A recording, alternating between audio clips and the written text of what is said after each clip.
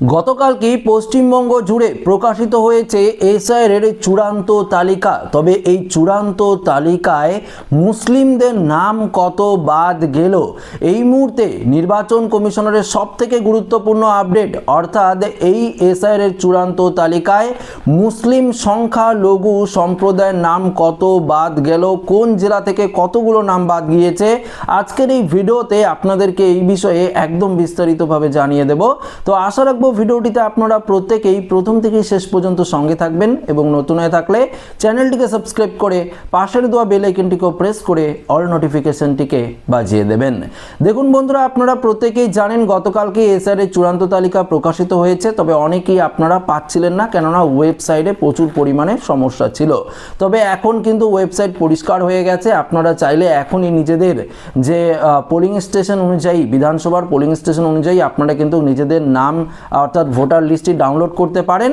Download করে check করতে পারেন যে আপনার নাম রয়েছে না ডিলিট হয়ে গেছে না অ্যাড জুরিসডিকশন রয়েছে, সেটি কিন্তু আপনারা পরিষ্কারভাবে দেখতে পারেন। তবে এই মুহূর্তে যে আপডেটটি আমাদের সামনে উঠে এসেছে, সেই আপডেটে কি বলেছে সেই বিষয়ে আপনাদেরকে একটু বিস্তারিতভাবে জানিয়ে দিই। মালদা থেকে মুর্শিদাবাদ, দক্ষিণ 24 পরগনা মুসলিম অধ্যুষিত এই জেলাগুলিতে ভোটের সময় গুরুত্বপূর্ণ ভূমিকা পালন করে। চূড়ান্ত ভোটার তালিকায় সেই সমস্ত জেলায় কত নাম বাদ গেল সেটাই আপনাদেরকে এই ভিডিওতে জানাবো। রাজ্যের 294টি বিধানসভা কেন্দ্রের মধ্যে অত্যন্ত 70টি বিধানসভা কেন্দ্রের প্রার্থীর ভাগ্য নির্ধারণ করেন মুসলিম ভোটাররা।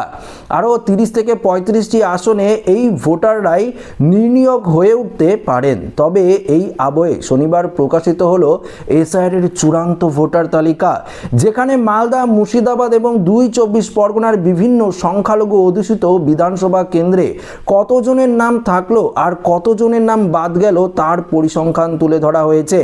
যেমন প্রথমত মালদায় বলছি, মালদায় খসড়া তালিকায় 2,01,873 জনের নাম বাদ গিয়েছিল।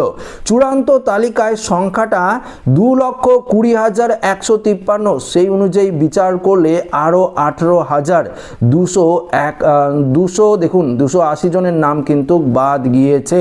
তো মালদা থেকে প্রচুর পরিমাণে সংখ্যালঘু অধ্যুষিত এলাকায় প্রচুর পরিমাণে ভোটারের নাম কিন্তু বাদ গিয়েছে। মুর্শিদাবাদে খসড়া ভোটার তালিকায় নাম বাদ গিয়েছিল 2,78,000 জনের, আর চূড়ান্ত তালিকায় বাদ গেল আরও 14,985 জনের। সব মিলিয়ে 2,93,000 জনের নাম কিন্তু মুর্শিদাবাদ থেকে বাতিল হয়েছে। এ নিয়ে রাজ্যের মন্ত্রী ফিরহাদ হাকিমের বক্তব্য, ওরা যতই ফন্দি করুক, অমিত শাহ যতই মুর্শিদাবাদকে ভয় পান, ততই বাঙালি ভোটার কাটুক, বাংলাকে আটকাতে পারবে না। আমরা কেউ অনুপ্রবেশকারী নেই, দেখুন আমরা কেউ রোহিঙ্গা নই, এমনটাই কিন্তু দাবি করেছে ফিরহাদ হাকিম। আবার উত্তর 24 পরগনার একাংশে মতুয়ারা যেমন থাকেন তেমনই সংখ্যালঘু অধ্যুষিত বেশ কয়েকটি বিধানসভা কেন্দ্র আছে। সেই জেলায় খসড়া তালিকায় নাম বাদ গিয়েছিল 7,92,000-এর ওপরে। চূড়ান্ত তালিকায় দেখা গেল নাম বাদ গেছে 1,42,297 জন। তো বুঝতেই পারলেন এখানেও প্রচুর পরিমাণে নাম কিন্তু বাতিল হয়েছে। আবার দক্ষিণ 24 পরগনায় খসড়া তালিকায় 8,18,432 জনের নাম বাদ গিয়েছিল। শনিবার চূড়ান্ত তালিকায় দেখা গেল 87,548 জন ভোটারের নাম বাদ গিয়েছে। অর্থাৎ এই 4 জেলার অন্যান্য ধর্মাবলম্বীদের পাশাপাশি সংখ্যালঘুদের নাম কিন্তু প্রচুর পরিমাণে বাদ গিয়েছে। রাজ্যের বিজেপির সভাপতি তাপস রায় বলেন, ওদের এনে বরঞ্চ কয়েকটা বিগ্রেড করিয়ে দিক, যা বাদ দেওয়ার সংখ্যা বলছে সেটা দিয়ে তো বিগ্রেড হয়ে যাবে। শনিবার চূড়ান্ত ভোটার তালিকা প্রকাশ হলেও সুপ্রিম কোর্টের নির্দেশে এখনও 60 লক্ষ ভোটারের নথিপত্র খতিয়ে দেখেছেন বিচারকরা। ফলে আরও কার কার নাম তালিকায় যোগ হবে তা ধাপে ধাপে প্রকাশ করা হবে। দেখুন, এটাই যে চূড়ান্ত তালিকা এমনটা কিন্তু নয়, আরও কিন্তু 60 লক্ষ ভোটার একদম পেন্ডিংয়ে রয়েছে, অ্যাড জুরিসডিকশনে রয়েছে, সেগুলো ভেরিফিকেশন করে আস্তে আস্তে ধাপে ধাপে সেই তালিকাও কিন্তু প্রকাশ করবে নির্বাচন কমিশন।